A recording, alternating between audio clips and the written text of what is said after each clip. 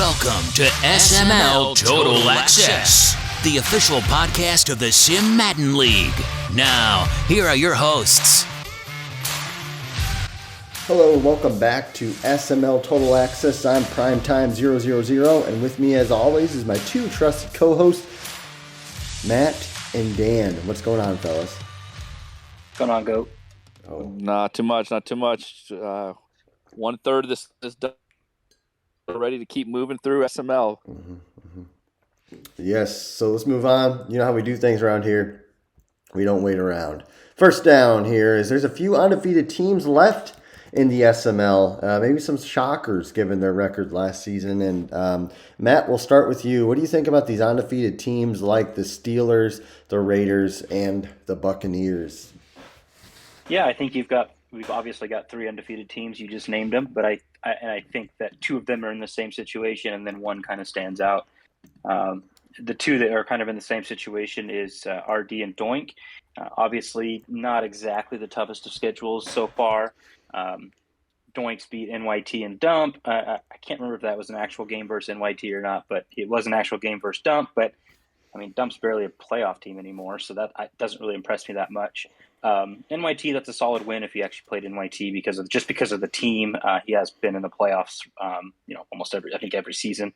But I mean, I can't really give an opinion until they play somebody. I think RD has Bomber next. That's going to be a good test. Obviously, Doink's going to come up against the two-headed monster that is, Dan and Faz. He's got to play him twice each. So, we'll figure those two out. But the one that sticks out is Dom. The guy just continues to cook. I don't know if you're struggling in this game, maybe don't quit. Maybe just quit your job. Don't quit the SML, just quit your job. It seems to be the trick. It worked for Dom ever since he quit his job. He's been pushing into that Big Five or Fantastic Four, whatever you want to call it. He's been pushing into that discussion. So I think Dom is the real deal. I don't need to see any more. I need to see a little bit more from Doink and RD. Yeah, I think, Doink and RD both being undefeated, just set aside the undefeated talk because, as Matt pointed out pretty accurately, both of them still got juggernauts coming ahead, at least 4 tough games. And so I think we can put the undefeated talk aside. But just, hey, for both those guys, RD hasn't made the playoffs. Doink is usually kind of on the outside. It's a great start. So both those guys have a lot of promise for the season. Both those guys can potentially make a push to get into the playoffs, not only get into it, but get a decent seed, which obviously would help their first round.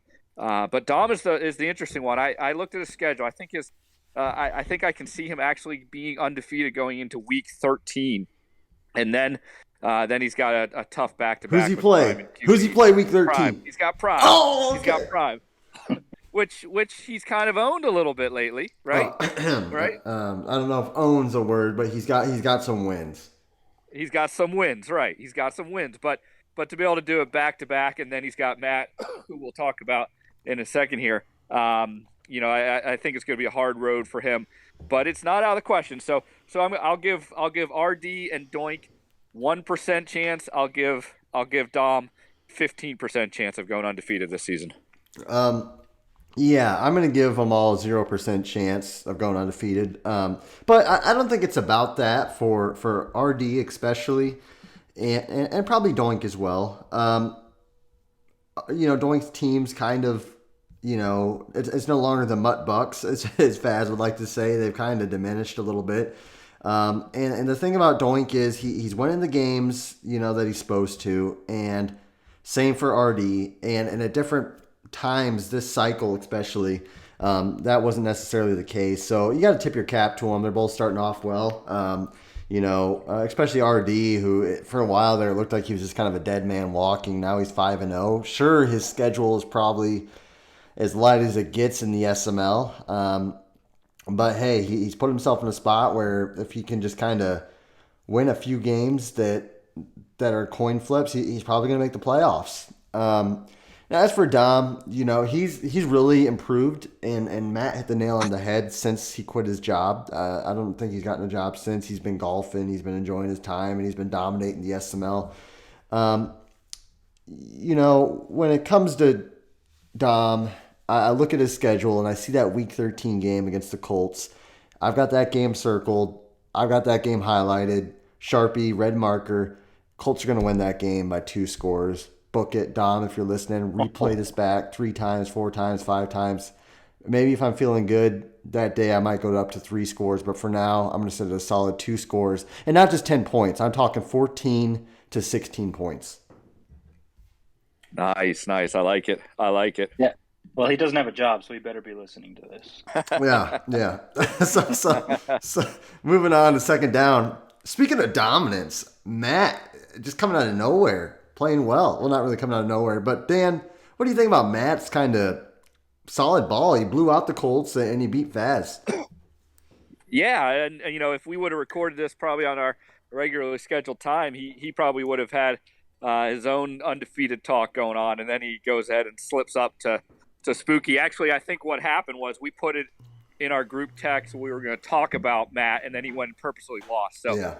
That's the kind of the way that Matt rolls. He likes to stay a little bit under the radar. But Matt, we're putting you right square on the radar because so far, 1/3 of the season in, you've got by far the best looking resume. I don't know if you're going to do your Power 5 yet, but man, you got to almost have yourself at number 1 because to beat Prime and you beat him handily. I mean, it was just It was bad. It was a slaughter. It was just let me take young whippersnapper out in the back and just beat the tar out of him, and then come back and then beat Faz as well too. Like, I mean, hey, we've seen this before, and yet I think we're going to see something a little different. I think this is Matt's time, as we saw last cycle, late in the cycle, last season before that, he starts to make some noise. I think Matt's going to make some noise. I think Matt's going to make it to the AFC Championship. I actually think he has a good shot at being the 1 seed. Okay, I think if he can, he's got Bomber, he's got Prime still, he's got Dom. Those are 3 tough games. If he can do 2 out of 3 of those, he could potentially finish 14, 15-2, and he might end up being the 1 seed. So watch out. Dan, real quick before we go to Matt, are you ready to say that the Colts and Jaguars are a real rivalry now? Real one? Yeah, I'll give you a real one. Is it the best one? No, still not the best one. Okay. Faz and I have that. Okay. If you guys play in the AFC playoffs, which you haven't yet, right? No AFC playoff games? No, we've had some winning in week 18 games, but no real actual playoff games. If you guys get 1 or 2 of those, then you guys can start being in that conversation. But Matt has definitely turned it into what was a little bit of a joke. Now it actually is a nice rivalry. So I'll give you credit for that. Yeah, so this is a topic that I should be able to speak on. Just going back to the Spooky loss, I'm kind of a guy that doesn't get too high on my wins and I don't get too low on my losses. Just because I know what I'm able to do as a player. So if I lose, it's like, okay, I know I could have lost that game, so it's not a big deal. And I'm also on record saying Madden doesn't decide games, but oh boy, did this one sting a little bit afterwards. I outgained Spooky 418 yards to 194. Oof. He was over 3 on 3rd down. I was 5 of 8.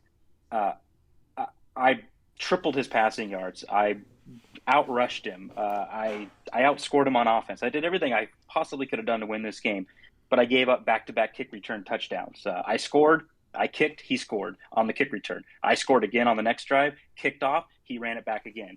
And then somehow, some way, I had the ball down 3 in his red zone. I was killing the clock. I said, I was going to go for it on 4th down. I said, I'm not kicking off anymore in this game. I don't want to lose the coin toss in OT and kick just because I didn't want the return. So I said, I'm just going to milk this clock. He had 2 timeouts, and if it gets to 4th down and I don't get it and I lose, oh well.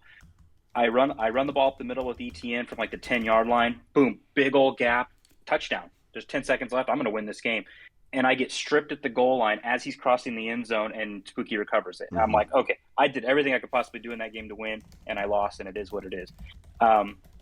So I'm impressed with my start. I thought, beating Prime, I did that early last year, and it didn't turn out. He shut me down the next game. So I didn't get too high on that. But beating Faz felt really good. I felt like it was the way that I beat Faz. I hung in there with him offensively. I didn't have to turn into an ugly defensive game. I threw the ball 17 times, 200 and some odd yards, 2 touchdowns.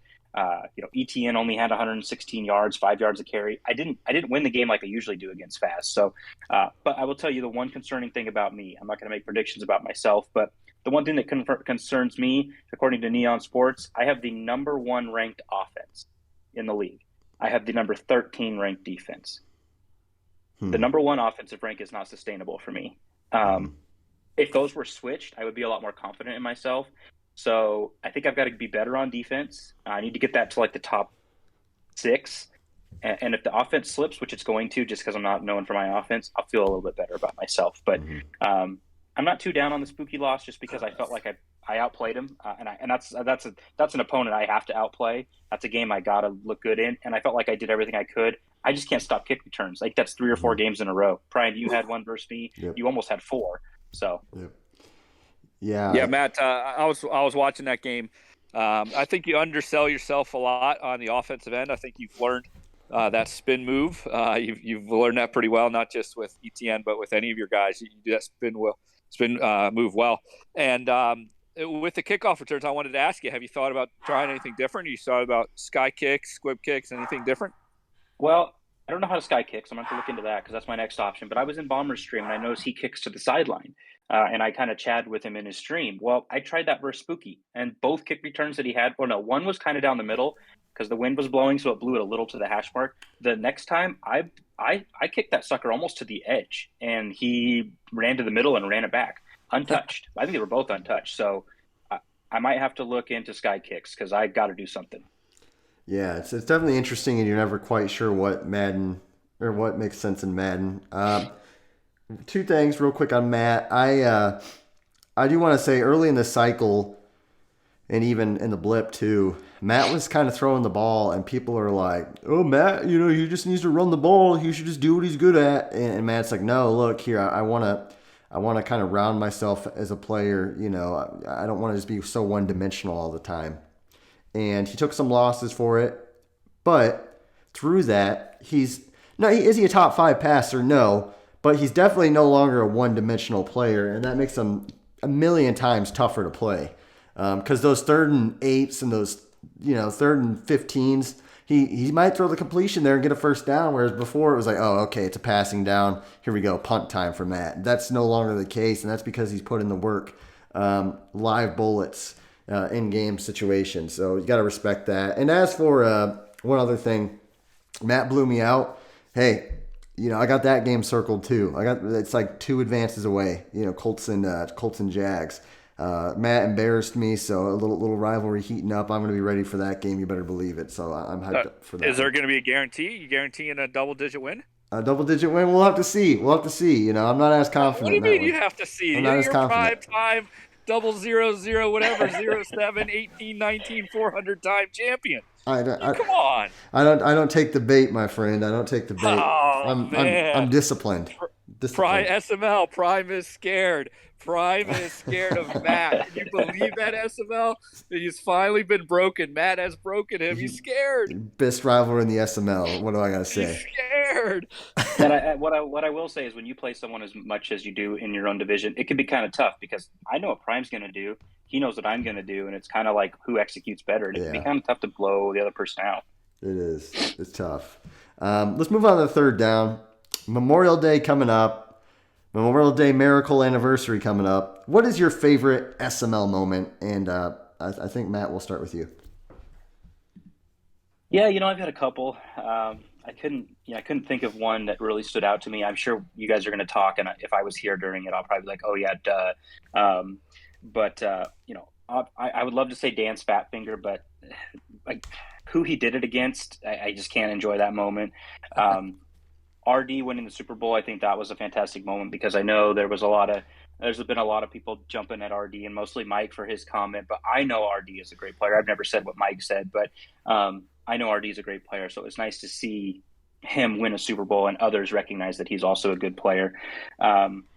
Fig making the playoffs last season, I thought that was cool to see him make it. But my favorite moment, two guys that I respect a lot in a Super Bowl very recently. Jonathan Taylor up the middle with a lead, about ready to end the clock, gets hit, fumble, and I don't know about you guys, but I was watching it live, as I hope most of you were. I freaked out in real life. I think I was actually sitting down, and then I stood up, and then of course Prime who I respect Faz, but Prime's my guy. And when he recovered it, I just went crazy. I was looking at the Twitch. I was looking at the Twitch chat to see everybody else's reaction. I could barely type a reaction. I think I just said a bunch of Monties or so. I don't know, but that's probably my favorite one, at least in most recent memory. Yeah, those are good, and I actually had that in my top few. The fat finger. You got to love the losses. You got to kind of chuckle at yourself with some of those. Just crazy things. I'm sure Prime looks at Miracle Day a little bit differently a few years later, and same thing with that fat finger. It's just like the whole thing was almost in like slow motion. As soon as he snapped it, and my guys are running forward, it's just like you can't do anything about it. You just sit there and look at it, and you're like, you got to be kidding me. And like you said, Matt, of all people to do it, it was probably the worst person to do it. Be able to come back on my first Super Bowl against Faz and go into double overtime. I don't know how many double overtime Simbardis or Super Bowls we've had, but that was a pretty cool moment to do that. Be able to watch QP win with the Lions. I always respect guys that can kind of win with the underdog teams or guys that don't have the super teams, and for QP to do that. And then just to see Bomber win this year. I know he gets a lot of crap from what he's done since that Super Bowl, but for him to get that first Super Bowl and to win that one, especially against Dump, I thought that was really cool. So those are probably my top moments. Yeah, those were all good moments. Obviously, from a league perspective, the Memorial Day Miracle was big because it kind of made its rounds around the internet. But for my personal, and I don't know if this will ever be topped, was the Super Bowl like 2 seasons after that when I got to play Sunday again. That was like the game. Like there was no way, hell or high water, I was gonna find a way to win that. And so to kind of get that bit of redemption over Sunday for me, it was like anything after that, Simbardi wise, like there was no comparing to that moment. And that was kind of my last. That was my last game using Andrew Luck, who's obviously a lot of you guys know is my favorite player. But so he was pretty bad at that point too, right? Yeah, he was like 77 overall or something, like noodle he arm. Wasn't very good. Yeah. Yep. So that was special to me a little bit. As for just general SML moments, obviously Bomber Super Bowl after the cycle previous to that when he got so close so many times. He beat me early on, but he would lose to you. Then maybe he'd beat Dan, but then he would lose to me, and then to get a Super Bowl is nice. Obviously, the struggle always makes it worth it in the end after you finally do get that win. And obviously, just different shows and different highlights, like our overcoming of the blip to me, that just says a lot about our league. I think I know it's not a game moment, but just. Dude, we freaking blipped like halfway through the cycle, and like we came back stronger than we were before. I honestly think the league's in a better spot than it was. So I think that was kind of cool. But yeah, I think the blip's a good one. I'm going to chime in because I just thought of one when I made the Super Bowl. Not just the fact that I was in the Super Bowl and I had a chance to win it all. I mean, that was great, but it was like, okay, I beat Prime, I beat Dan to get there, which I struggled against you guys that entire cycle in the playoffs. It was usually one of you two that knocked me out. Mm-hmm. But I think it's just being a part of an SML Super Bowl and the hype, the graphics, the pregame show, the commentary. I think just being a part of that spectacle, I lost obviously, and it's still one of my favorite moments, was just being a part of it in that you are putting on a show for 40, 50 people to be watching.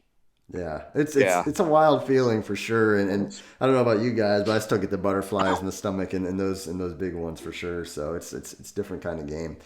Hey, I just saw one more real quick. I can't believe I forgot about it. Paulie playing the computer against Dump. That's bad. I didn't stop laughing for 30 minutes. I mean, that was the funniest moment of my entire year. Just sitting there thinking about Paulie, in a game, and we know how Paulie thinks and how he's always trying to scheme and trying to game plan, and he's doing it against the computer. Yeah. I mean, that just would have been hilarious to watch. Oh, I have one final one actually, and it's coined possibly the most infamous nickname in SML history.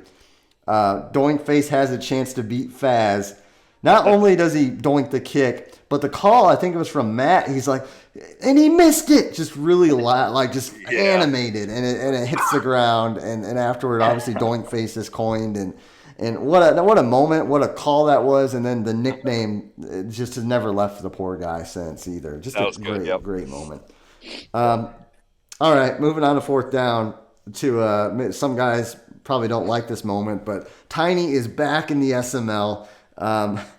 What do you guys think about Tiny's return, and what does this mean for the AFC East, Dan? Well, first off, he's a turd ball because he beat me.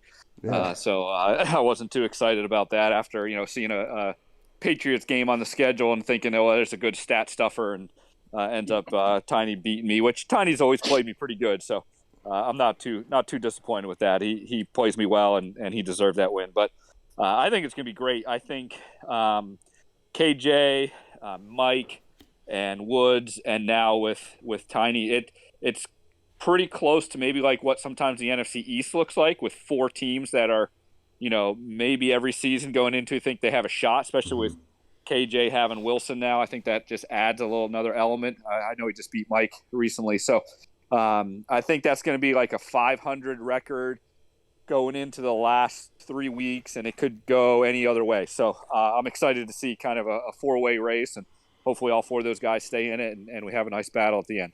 Mm-hmm. Mm-hmm. Yeah, I think it's a good division for Tiny to go into. I also think it's, Tiny's good for the other three because, it's not like we have an elite primer guy, like I think of like Spades coming into a division like that where he's probably just going to run it.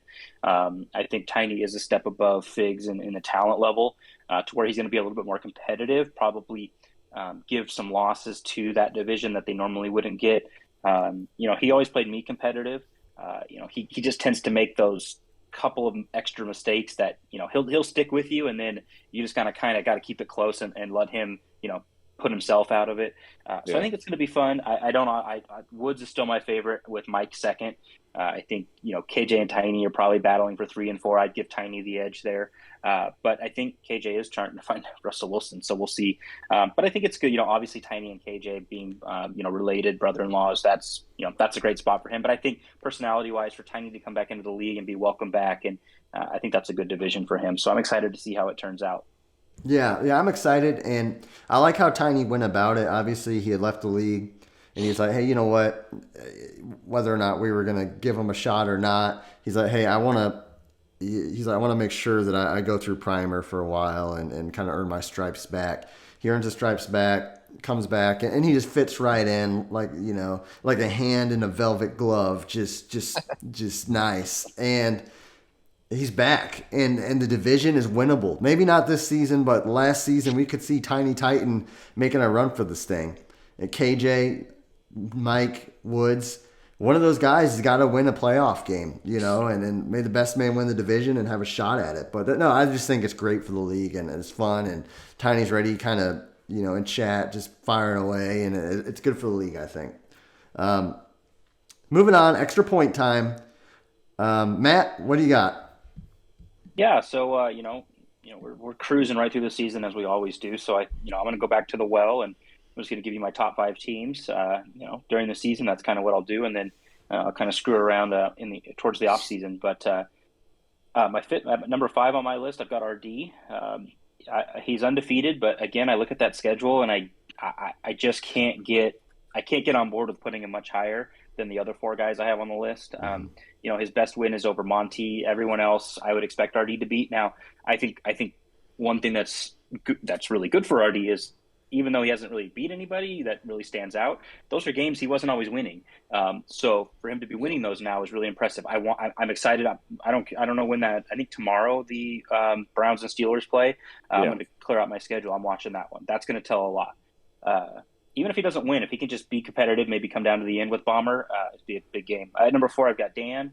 I think Dan getting that week 1 win over U Prime, and in rather impressive fashion, if I remember right.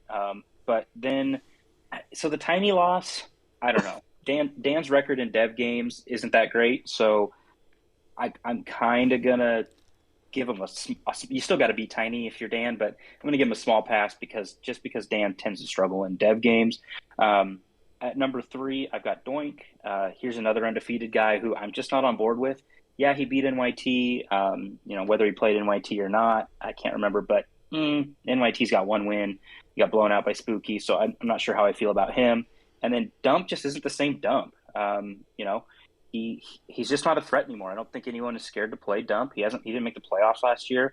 when I watch him, I've beat him every time I played him this cycle. I just feel like, I don't know, he doesn't strike the fear that he used to, if he did fear anybody. But I feel like when you walk into Philly, you kind of expect to win.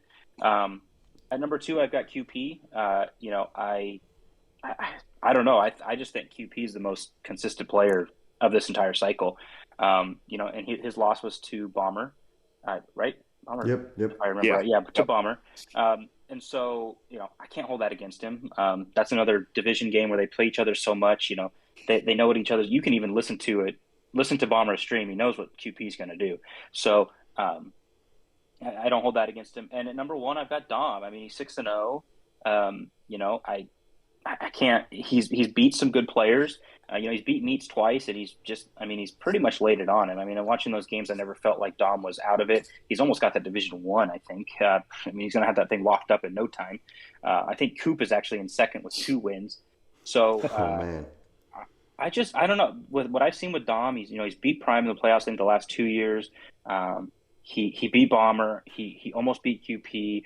I mean, the guy's just consistently being really good. I still want to see him take that next step in the playoffs, but he's my number 1 right now until somebody knocks him off. A quick correction: he's only beat me once in the playoffs. So he beat QP the year prior. I just want to correct that. Yeah, I was making sure. I wasn't sure if that was a Meats M&M slip from the old days or what. There, Matt. How in the world can you not put yourself? Come on, man. Come on. I struggle with Faz and myself. Faz being at 4-1 and me being at 5-1. But so I have my notes. They're all scribbled out with I always do that with who I put on there. But I'm still stuck.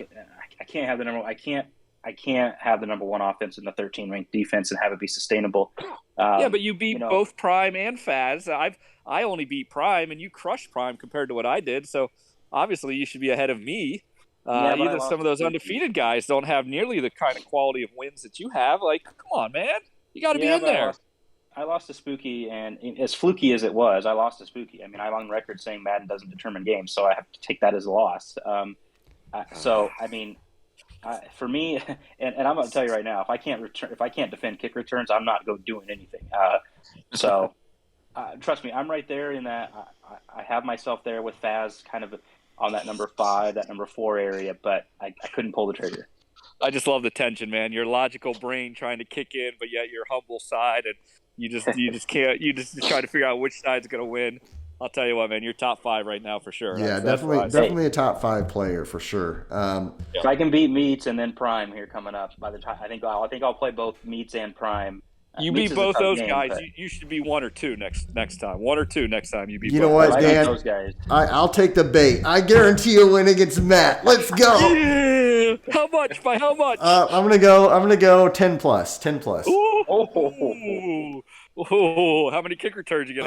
None. We're gonna do it the right way, and we're gonna take the touchback every time. All right. You heard it, SML. The 10 points that he guarantees the 10-point win. Hey. I'm gonna write that down. Oh man, let's go. SML Total Access. That's Matt. I'm Prime, and there's Dan, of course. Hey guys, thanks for listening, and until next time, you guys take it easy.